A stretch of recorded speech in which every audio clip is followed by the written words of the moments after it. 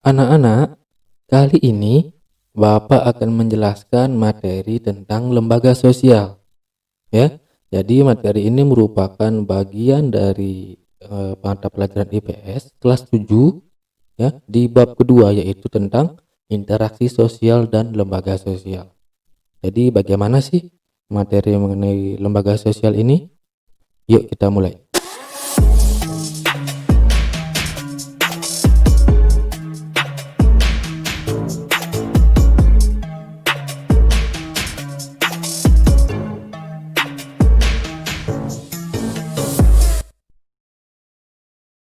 Ya, jadi pada materi lembaga sosial ini eh, jadi indikator yang ingin Bapak capai atau yang ingin kita capai adalah yang pertama, memahami pengaruh interaksi sosial terhadap lembaga sosial.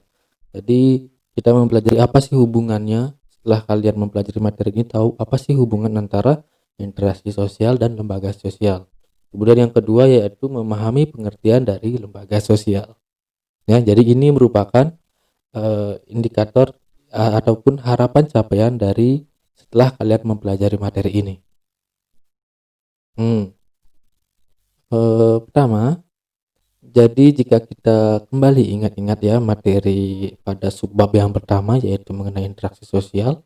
Interaksi sosial adalah hubungan timbal balik antara individu dengan individu, individu dengan kelompok maupun kelompok dengan kelompok. Jadi segala hubungan yang terjadi di masyarakat, segala interaksi yang terjadi di masyarakat, baik itu pun individu antar individu, individu antar kelompok maupun kelompok dengan kelompok. Jadi semuanya sudah termasuk di sana.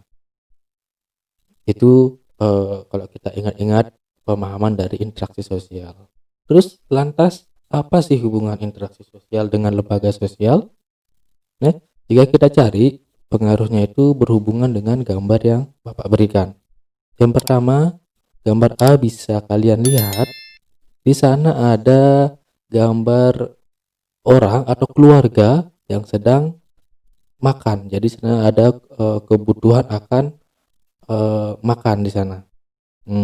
Dan terlihat di sana mereka makan di kayak tempat makan atau rumah makan di luar, bukan di rumah. Terlihat seperti itu. Ya. Kemudian di gambar B terdapat foto orang yang sedang membeli beras atau pedagang beras di sana. Kemudian yang ketiga itu merupakan gambar petani yang sedang memanen padinya. Di sana jadi panen padi. Ketiga hubungan ini sangat berhubungan sekali. Jadi kalau kita lihat urutannya ya, yang gambar A itu merupakan gambar yang terakhir. Artinya gambar orang yang paling membutuhkan kedua kegiatan. Sebenarnya ketiganya saling membutuhkan begitu. Tapi yang konsep ketiga ataupun gambar yang ketiga merupakan gambar kebutuhan utama kita, kebutuhan manusia yang paling atau harus dilakukan, yaitu makan. Siapa sih manusia atau ada mungkin kalian yang sehari nggak makan? Nggak ada kan? Jadi itu merupakan kebutuhan pokok kita. Nah, karena ada kebutuhan pokok makan tersebut, maka beberapa orang untuk mencari atau memenuhi kebutuhannya atau mencari uang dengan cara menjual beras. Beras tersebut merupakan dasar kebutuhan dasar dari orang makan itu loh. Jadi seperti kita ya orang Indonesia kan nggak rasanya nggak makan kalau nggak makan nasi kayak gitu. Sedangkan nasi adalah eh, bahan pokok merupakan sumbernya adalah dari beras. Kemudian para pedagang tidak akan bisa menjual beras ke konsumen jika tidak ada produsennya atau penghasil berasnya, ya, yaitu dari petani padi yang terlihat di gambar C. Jadi ketiga interaksi ini, hubungan antara petani, pedagang dan konsumen, ya, yang sedang memakan, ini merupakan interaksi yang hidup ibaratnya kekal, harus terjadi. Di kondisi seperti sekarang, mengingat banyaknya ragam pekerjaan, pekerjaan bertani, berkebun itu tidak semua orang, bahkan petani ataupun tukang di bidang perkebunan itu, mungkin orang yang menggelutinya sekarang semakin sedikit, mengingat banyaknya atau ragam pekerjaan yang bisa kita pilih, ya. Jadi kebutuhan para petani itu sekarang sangat diperlukan, sangat sangat langka seperti itu, ya. Nah, lanjut, ya. Dari gambar di atas dapat kita simpulkan bahwa antara manusia yang satu dengan yang lainnya saling membutuhkan melalui interaksi sosial. Jadi kan tadi berhubungan, petani C memerlukan pedagang untuk menyuplai barangnya ke konsumen. Jadi biasanya si petani menjual barangnya ke pedagang. Kemudian si pedagang memerlukan konsumen untuk membeli barangnya ataupun berasnya, dan pedagang juga memerlukan petani untuk menyuplai barang yang dia jual. Jadi semuanya saling berhubungan seperti itu. Dalam rangka memenuhi kebutuhan itu, manusia harus melakukan interaksi dengan orang lain, baik secara individu maupun kelompok. Tadi kan terlihat kan, di sana ada gambar yang kelompok, mungkin dari konsumennya makan bersama, lebih dari satu orang. Tadi kalau nggak salah ada 4 orang. Kemudian misalnya manusia untuk memperoleh beras dengan membeli dari pedagang di pasar, karena secara individu tidak mampu menghasilkan beras itu.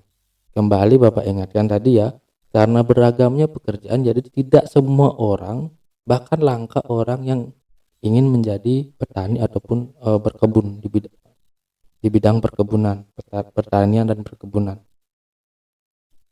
Jadi itu bisa dikatakan karena semua orang tidak mampu, otomatis semua orang memerlukan pedagang di pasar untuk sebagai supplier dari petani ke pembeli ataupun konsumen. Jadi mereka saling membutuhkan seperti itu. Lanjut, ya. Agar manusia memenuhi semua kebutuhan hidupnya dengan tertib dan teratur, maka dalam kegiatan manusia perlu mematuhi aturan-aturan atau norma yang berlaku di masyarakat dalam bentuk lembaga sosial. Nah, jadi hubungan antara, kita ambil contoh kecil ya, agar kalian tidak bingung, hubungan antara petani, kemudian pedagang di pasar dan pembeli itu harus ada aturan yang mengatur, ya. Itu adalah norma-norma yang ditentukan oleh pemerintah, ya, dengan tujuan agar semuanya seimbang, tidak merugikan satu pihak. Contohnya adalah misalnya, contoh paling kecil, mengatur harga. Jadi kalau tidak ada aturan untuk mengatur harga, ya, si petani bisa menaikkan harga berasnya. Nah, otomatis itu kan menyiksa atau merugikan konsumen. Seperti itu. Jadi menguntungkan satu pihak saja. Jadi pemerintah harus mengatur dengan kemampuan daya beli dari konsumen dan kebutuhan yang diperlukan oleh petani, apakah cukup gitu loh, agar tidak terlalu murah. Kemudian contoh lainnya, jadi jika tidak ada norma adalah misalnya si pedagang atau suppliernya, ya, mungkin lebih cocok tengkulak itu sih, yang tengkulak itu merupakan orang yang menyalurkan dari petani ke pedagang di pasar ataupun di toko. Biasanya kalau tidak diatur, para supplier tersebut menjatuhkan harga harga barang di petani ataupun hasil panennya itu. Jadi kalau tidak ada aturan atau norma, maka semuanya akan berantakan, akan merugikan salah satu pihak ataupun sangat menguntungkan di satu pihak. Jadi semuanya harus diatur agar seimbang, agar semuanya bisa saling eee, menguntungkan seperti itu. Jadi itulah fungsi dari aturan ataupun norma, ya. Lanjut. Jadi apa yang kalian ketahui mengenai pengaruh interaksi sosial terhadap pembentukan lembaga sosial? Nah, jadi dari contoh tadi yang Bapak berikan dengan penjelasan Bapak, interaksi sosial antara manusia dengan orang-orang sekitar dalam rangka memenuhi kebutuhan dengan aturan-aturan atau norma untuk mengatur pergaulan hidup manusia di dalam masyarakat yang membentuk lembaga sosial. Jadi, segala interaksi antar manusia, ya, untuk memenuhi kebutuhan dengan segala aturan ataupun normanya, itulah yang membentuk terjadinya atau terbentuknya lembaga sosial. Ya, jadi kegiatannya, segala kegiatannya itulah yang membentuk interaksi sosial. Nah, jadi kalau tidak ada interaksi sosial, tidak akan terjadi yang namanya atau tidak akan terbentuk yang namanya lembaga sosial, seperti itu. Nah, kita berikan skema seperti ini. Nah, di gambar pertama terlihat apa namanya? Hmm, keluarga, orang atau anak yang sedang sakit. Nah, otomatis tidak semua orang ataupun keluarga memahami bagaimana cara menindaklanjut atau menangani orang yang sedang sakit. Maka dari itu diperlukanlah yang namanya dokter. Nah, dokter untuk memenuhi peralatan ataupun kebutuhan memerlukan yang namanya rumah sakit. Rumah sakit juga memerlukan dokter untuk menjalankan proses kesehatan atau menyehatkan orang-orang yang sedang sakit gitu. Jadi saling membutuhkan. Dokter menjalankan apa namanya? Rumah sakit memenuhi kebutuhan yang diperlukan dokter untuk menyembuhkan, sedangkan dokter menjalankan kegiatan yang ada di rumah sakit, yaitu menyembuhkan pasien-pasien yang ada. Nah, jadi skema interaksi ini kan skema interaksi yang saling membutuhkan, khususnya di bidang kesehatan. Nah, untuk skema ini harus diatur oleh aturan ataupun norma-norma, ya. Jadi kalau tidak ada normanya maka bisa jadi si dokter, ya, karena dia sangat dibutuhkan oleh orang, dia bisa meningkatkan tarif apa namanya? Tarif biaya kesehatan, biaya penyembuhan yang sangat mahal. Maka dari itu pemerintah membentuk rumah sakit untuk tempat membantu operasional dari si dokter ataupun juga menjaga harga tetap murah untuk masyarakat. Seperti itu. Selain rumah sakit negeri, ya, ada juga rumah sakit swasta kan. Nah, rumah sakit swasta itu pun juga diatur, jadi nggak sembarangan bisa mengatur harga. Ada aturan harga yang ditentukan oleh pemerintah seperti itu. Berikutnya saya akan memberikan, mungkin ini bisa dikatakan skema lain atau contoh lain. Identifikasikan jenis kebutuhan, interaksi, dan lembaga apa yang sesuai dengan gambar di bawah. Ya, gambar di bawah terlihat, gambar pertama terlihat kebutuhan atau hubungan antara orang atau masyarakat yang sedang ke bank, mungkin di sana untuk mengambil uang ataupun meminjam uang. Kemudian di gambar kedua terlihat orang yang sedang disidang, mungkin karena melakukan kesalahan tertentu. Nah, jika kita lihat ini yang pertama, ya, kebutuhan akan perputaran uang mengakibatkan terjadinya interaksi antara manusia dan pejabat bank, merupakan bagian dari lembaga ekonomi. Jadi hubungan antara orang yang ingin menyimpan, menabung atau meminjam uang di bank itu diatur juga dengan lembaga ekonomi. Jadi ada aturannya dia, untuk meminjam uang apa syaratnya, kemudian bunganya berapa, itu juga diatur oleh pemerintah ataupun ada aturan-aturan yang mengatur ataupun membatasi seperti itu. Kemudian yang kedua, kebutuhan akan keadilan mengakibatkan terjadinya interaksi antara manusia dengan para hakim merupakan bagian dari lembaga hukum. Ya. Jadi sebenarnya untuk di lembaga hukum ini sebenarnya ini berhubungan, bisa saya katakan berhubungan dengan lembaga-lembaga lainnya. Karena tujuan adanya lembaga-lembaga itu baik lembaga ekonomi, lembaga politik, lembaga keluarga pun mungkin sekalinya ya, itu kan dibuat untuk menuntut adanya keadilan sama rata. Nah, jika tidak rata, maka imbasnya akan dibawa ke lembaga hukum, bisa kita katakan. Karena lembaga hukum ini mengatur ataupun memberikan sanksi kepada orang yang melanggar aturan ataupun norma dari semua lembaga sosial yang ada, baik lembaga kesehatan, lembaga ekonomi seperti saya katakan tadi. Nanti berapa ada jenis-jenis lembaga kita akan bahas di video selanjutnya. Sekarang kita fokus dulu ke pemahaman atau pengertian apa sih itu lembaga sosial. Ya, itu identifikasi dari kedua kebutuhan ataupun lembaga ini, lembaga ekonomi dan lembaga hukum. Lanjut. Nah, setelah tadi beberapa contoh interaksi kemudian gambaran yang Bapak berikan, apa yang kamu ketahui tentang lembaga sosial? Bisa dipikirkan? Nah, jadi yang namanya lembaga sosial adalah simpel sekali. Lembaga sosial merupakan himpunan norma-norma yang berhubungan dengan kebutuhan pokok dalam masyarakat.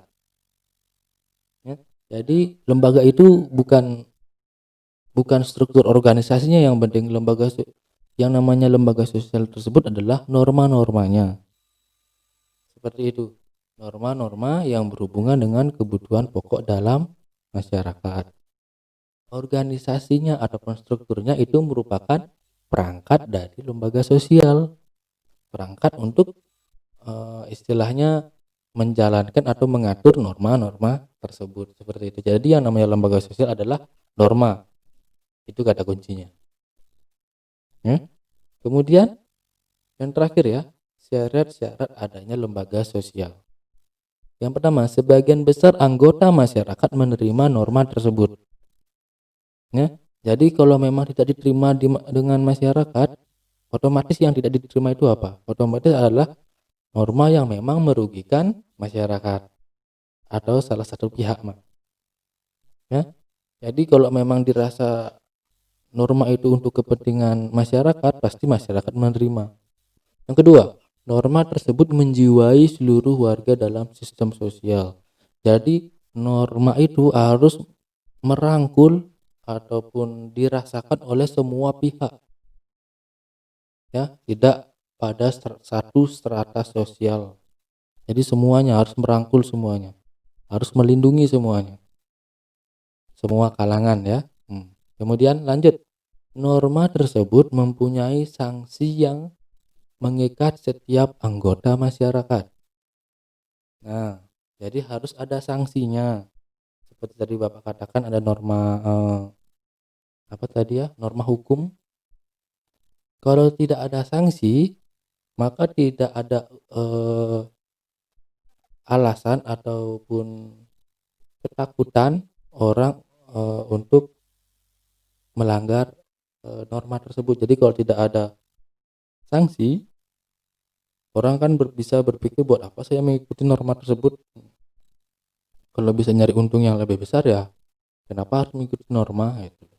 Jadi harus ada sanksinya agar orang mau mengikuti norma tersebut. Nah, segitu dulu materi hari ini ya. Jika kalian merasa ada yang membingungkan atau tidak paham, silahkan tulis di komentar. Saya akan jawab sebisanya, sepemahaman saya. Untuk materi selanjutnya sebenarnya lembaga sosial ini bagian utamanya atau setelah ini ada yang namanya jenis-jenis lembaga sosial. Jadi berapa lembaga sosial sih yang diakui khususnya di Indonesia ya? Jadi akan kita bahas di video selanjutnya. Untuk sekarang kita bahas pengertiannya saja, pengertiannya dulu ya. Kalau memang sudah tidak ada apa namanya materi yang bisa saya bahas lagi, jadi saya akan segera akhiri video ini. Namun jangan lupa untuk mensubscribe saya ya, dukung saya agar saya lebih semangat lagi membuat video-video yang sifatnya informatif ya. Kemudian silakan di like jika memang dirasa sangat apa namanya sangat positif, sangat informatif video saya. Silakan dislike jika kalian tidak suka, dan mohon dukungannya juga untuk men-share video saya agar semua pihak khususnya siswa ya kelas 7 di materi ini bisa mendapat dampak positif dari video pembelajaran yang saya berikan ya. Jadi saya rasa itu saja ya. Saya ucapkan terima kasih dan semangat belajar.